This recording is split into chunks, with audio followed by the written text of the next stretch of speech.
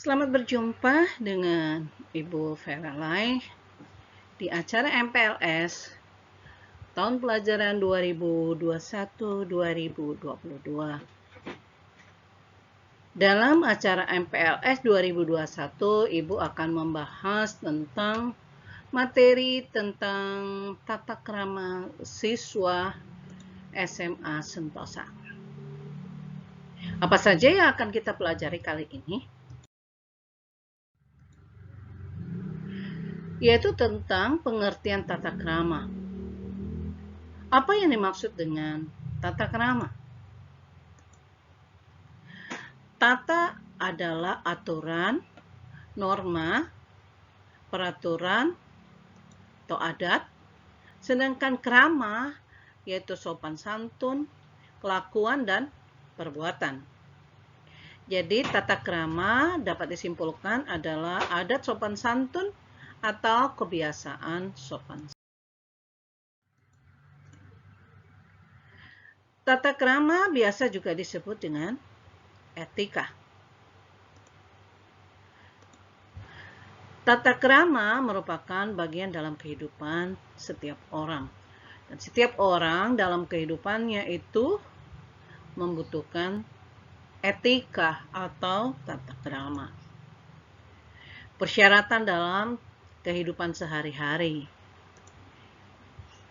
Yang ketiga, tata krama itu adalah tuntutan dari masyarakat.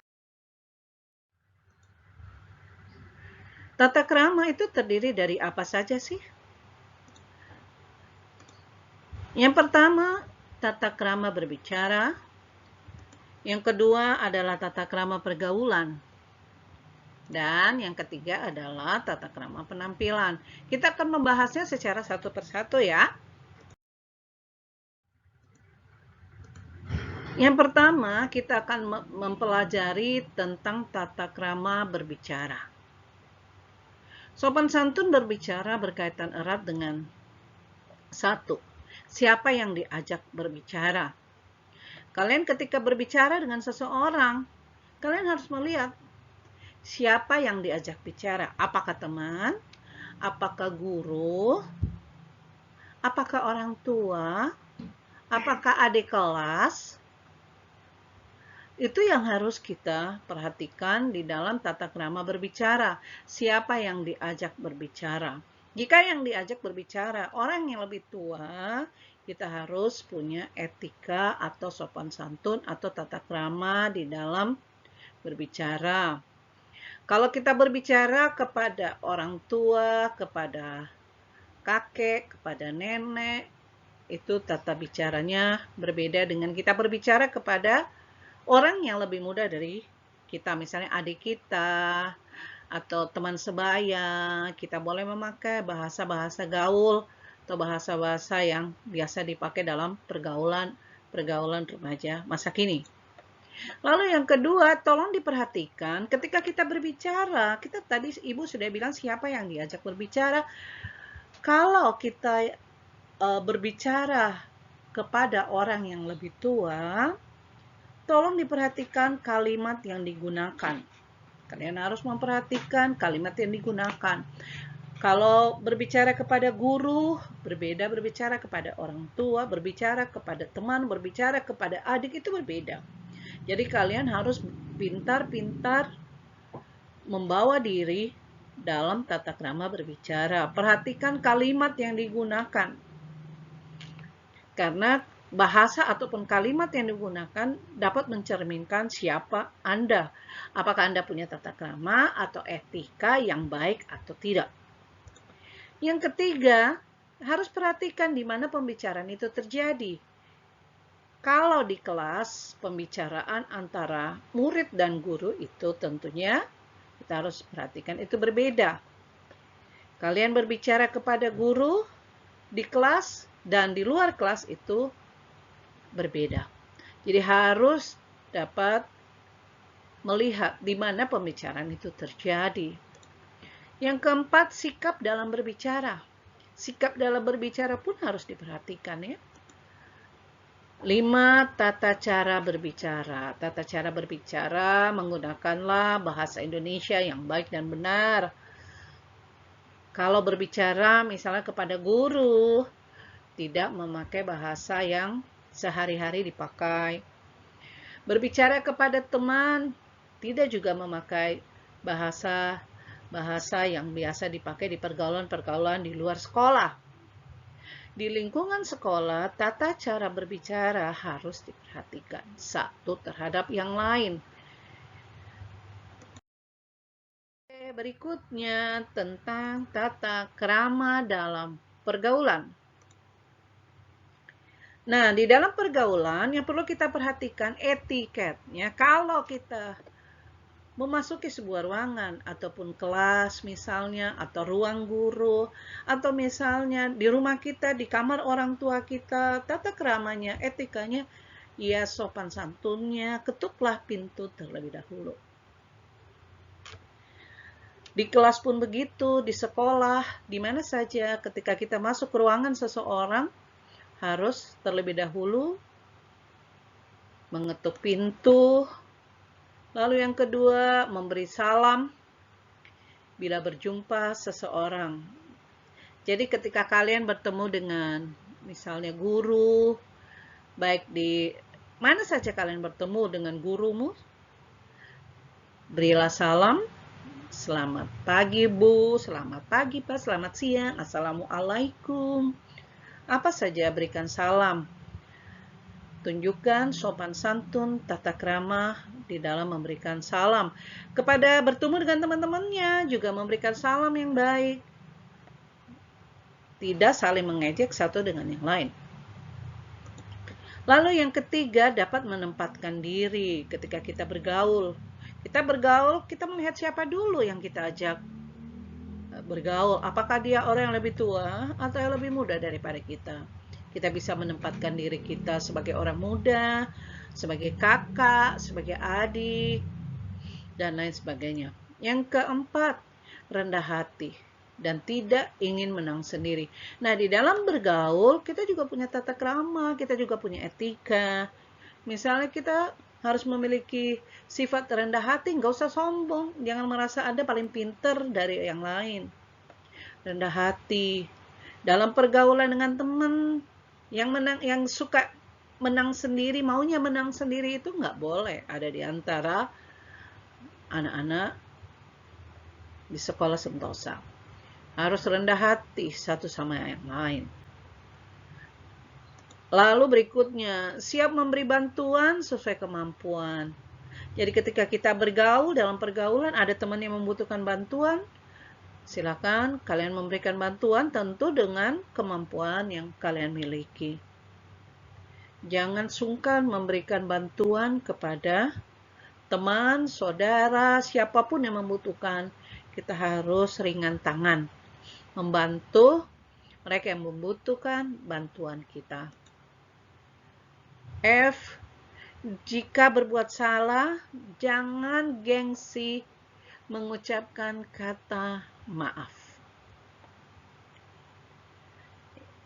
Lalu, jangan lupa mengucapkan kata tolong ketika meminta sesuatu dari teman. Gunakanlah kata tolong.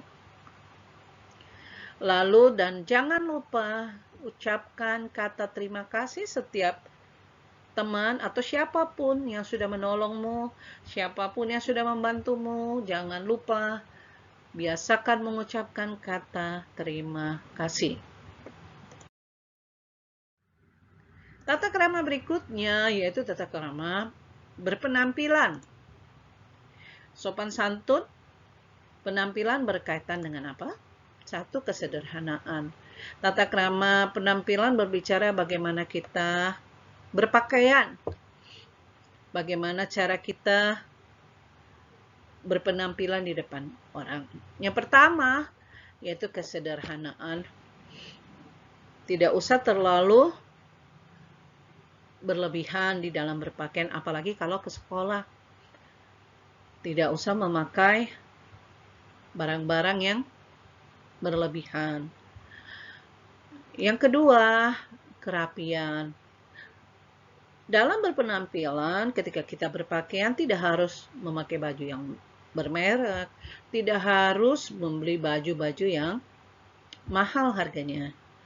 Yang penting kelihatan rapi, walaupun mahal, kalau dipakai di badan kalian kedodoran kan tetap kelihatannya murah.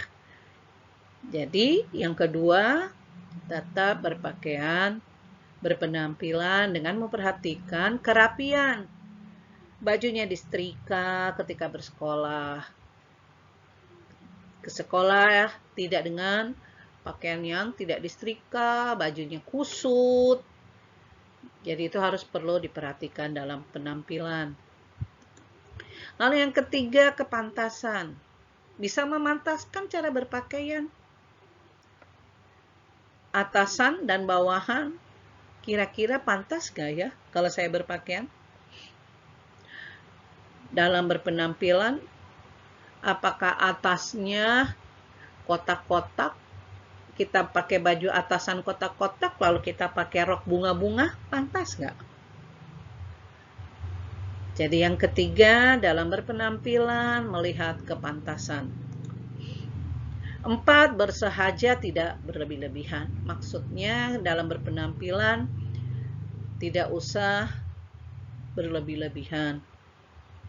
Jadi aneh, jadi bersahaja saja dalam berpenampilan. Tampillah sesuai dengan karaktermu, tampillah sesuai apa adanya kamu. 5, cara berpakaian yang disesuaikan dengan tempat dan waktu. Jadi ketika kalian berpakaian, sesuaikan tempat. Misalnya, kita ke pantai. Kita mau ke pantai nih, tujuannya ke pantai. Kita harus berpenampilan yang baik, sederhana, rapi, pantas, tidak berlebihan. Dan tahu tempatnya. Kalau ke pantai kita pakai apa? Pakai sarung. Ya sesuaikan. Kalau ke pantai itu bajunya yang cocok apa? Kalau kita ke pesta, yang cocok bajunya apa? Kalau kita ke pengajian, bajunya yang sesuai seperti apa? Nggak mungkin roknya pendek. Kalau kita ke gereja, kita juga sesuaikan tempatnya. Jadi cara berpakaian yang disesuaikan dengan tempat dan waktu.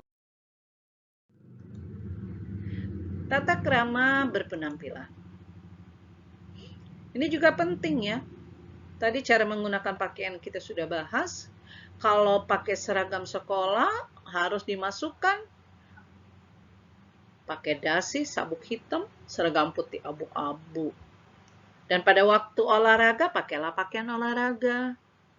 Memakai pakaian harus cocok dengan situasi dan tempat yang tadi Ibu sudah jelaskan ya. Cara berjalan bersama juga harus diperhatikan. Laki-laki harus melindungi wanita. Kalau ada 2 wanita dan 1 pria, pria berjalan di sisi yang berdekatan dengan lalu lintas. Kalau ada 2 pria dan 1 wanita, wanita ada di tengah. Jadi tahu cara melindungi teman wanita. Jadi tata krama di dalam pergaulan dan berpenampilan juga ini harus terus diperhatikan. Tata cara makan. Ini juga harus diperhatikan dalam berpenampilan. Kadang-kadang ada cewek cantik, cowok ganteng, tapi cara makannya berbunyi. Jadi tolong diperhatikan tata cara yang baik dan benar. Cicipilah makanan dan minuman dengan tidak bersuara. Dan jika batuk pada waktu makan, tutupi mulutmu. Dan jangan lupa berdoa sebelum makan, sesuai dengan kepercayaan dan agama yang kalian anut. Oke, terima kasih sudah mengikuti pembahasan tata krama dalam acara MPLS kali ini. Tugas kalian adalah membuat ringkasan materi tata krama dan jangan lupa di-share di IG kalian masing-masing dan tag di SMA Sentosa dan tag juga di IG Ibu Vera Lai. Terima kasih, sampai jumpa.